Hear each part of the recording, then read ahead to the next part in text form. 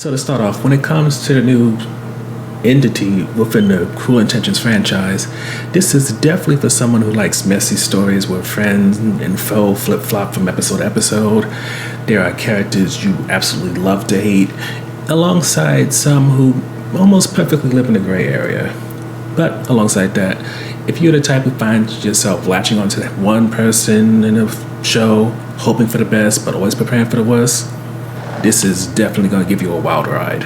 With that said, to summarize the first season of Cruel Intentions, at Manchester College, which is somewhere in the DC area, the main focus of season 1 is Delta Phi Pi and Alpha Gamma Zeta.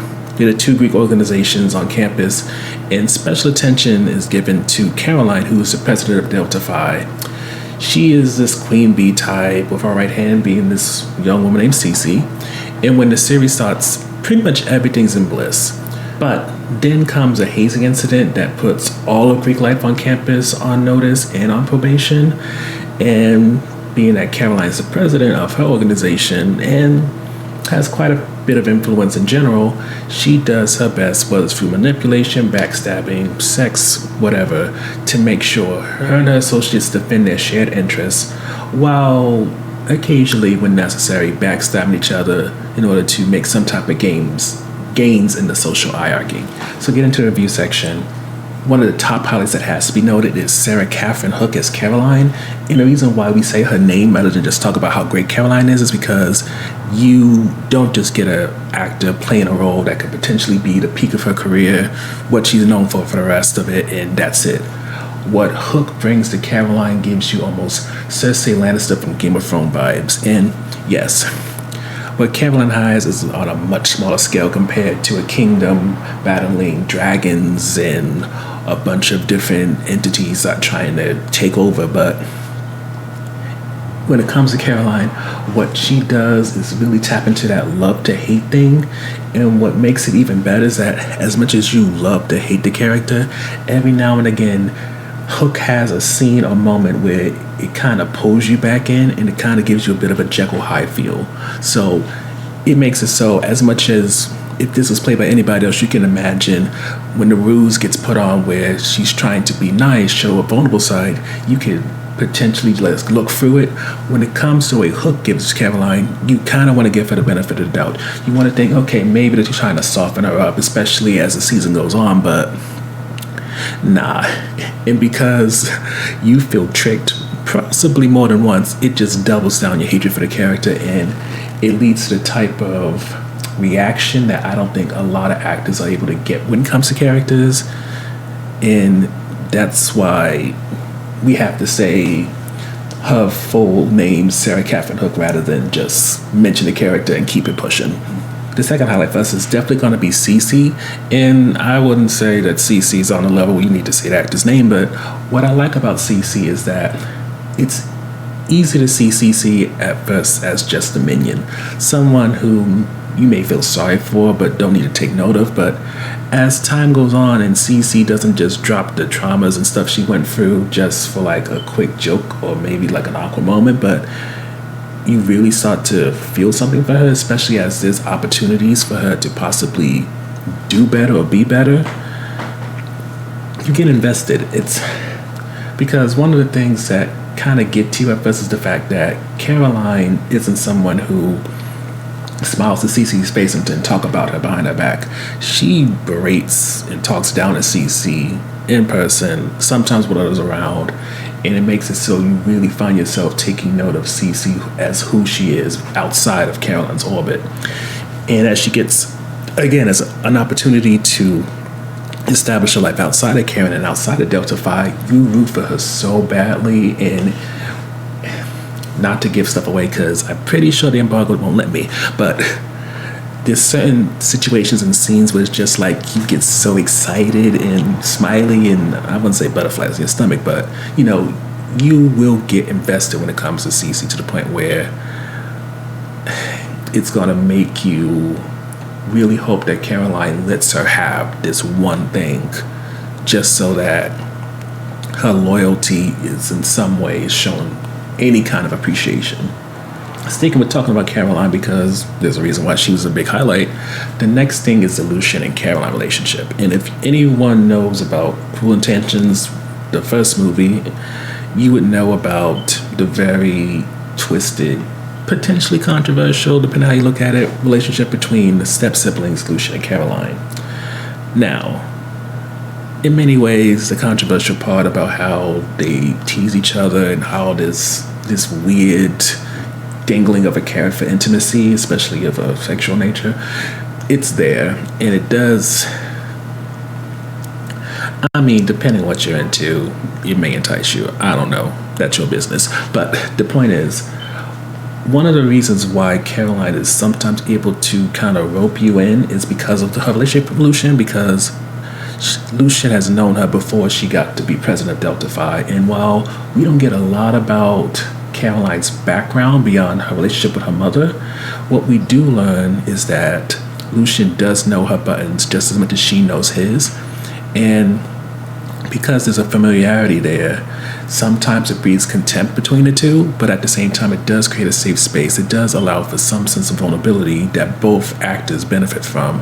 And it makes it so that when they're on the same side lockstep, their deviousness is so much fun to watch, but at the same time, when they're going against each other, you recognize and see collateral damage is high. And as you see both of them try to rebalance the power dynamics between them, it leads to a lot of situations that frankly don't really get to fully play out this season, but definitely the next season you can see that this show can take it to the next level. So getting to the on-offense portion, one of the things that kind of was a bit confusing to me is that a character named Annie, who's the vice president's daughter, is seen as a key chess piece for Caroline in order to, if not save Greek life in general, at the very least protect her sorority. And I think she only focused on her sorority, and that's why she wanted Annie to pledge. But one of the things we're told early on is that Annie was supposed to be a legacy admission to a sorority named Sigma. Now, Annie's a black girl, her mom's black, her dad's black. So the idea that her mom was part of Sigma and this is supposed to take place in DC, it pushes the idea that Sigma would be some type of AKA Divine Nine type of sorority. Yet, for whatever reason, we don't see a single member of Sigma try to go after Annie, compete with Caroline, that is, in order to get her to pledge. They just have a complete hands-off thing, and they're not even shown as Caroline and members of Alpha, Sigma, Alpha, Zeta, I forgot the fraternity, Alpha Gamma, I think. Anyway, we don't even see them part of the conversation when it comes to the probation. What are they going to do in order to keep it? And to make matters all the more worse, I don't know if besides Annie and a gentleman named Professor Chadwick, who CC is a TA for, I don't know if there are any other prominent, consistently seen black characters on this show, which I can imagine some people maybe saying that because Manchester is a school for the elite, the rich, that maybe that's why they're not there, but that's some nonsense because there are students who clearly aren't rich, who aren't wealthy, who don't come from prominent families like Blaze and Beatrice who are going to this school. So, terrible excuse. Doesn't make a lot of sense. And that's why we're kind of about the whole Annie situation, because why wouldn't more sororities compete for the vice president's daughter, especially one who was expecting her to just pledge because her mother was in their sorority or is in their sorority? So we're going to combine the last two on-the-fence topics that we put in the written review just because they're very close and similar in this. The issue is that if the character doesn't have money, doesn't have some type of notable network, they can feel rather basic. First would have to be Beatrice, who is supposed to be or could have been a formidable opponent to Caroline and maybe the Greek organizations because she's so gung-ho against them, even to the point of recruiting people to what she calls the New Political Society, who on the surface you can see maybe she got together so that they can have trivial intellectual conversations, but I feel like sometimes at the heart of it is her trying to have allies to take down big organizations. Sadly, though, even as Caroline does more and more in order to remain in power and in control, Beatrice, she may get a few jabs in, but she doesn't get that uppercut. She doesn't ever really get Caroline off her game, and it's unfortunate, especially because the way they handle Beatrice and her friends who have really no development, so I can't even name any of them, they make them eventually just comical and just laughable in a way that it can sometimes be frustrating. Don't get me wrong, there are other characters who do go against Caroline and do have some type of means to maybe take her down, but it shows that if anything like that were to happen, it would be in season 2. In season 1 right now, where things leave off, you can see the cracks happening. You can see there's a lot of infighting amongst Caroline's network. But as for her really dealing with any type of tumble, that's something for season 2 to give.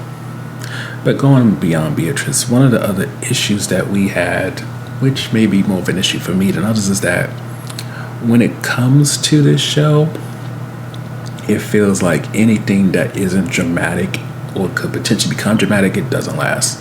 Like, there are certain shows where you see there's that one relationship that kind of seems like not the silver lining, but it feels like it exists outside of all the drama because there's a stable, loving relationship there. But unfortunately, almost everything is built on the potential of twists, backstabbing, manipulation, and don't get me wrong, I love any show with 20-something-year-olds behaving badly as much as the next person, but I also like that one relationship that kind of reminds me that while a lot of these people are immature, insecure, got issues, these two people, maybe this group, seem to have a good head on their shoulders, so that if something does happen, it's because one may have outgrown the other, one made a mistake that, was very much a low blow, or something that really feels notable, rather than people just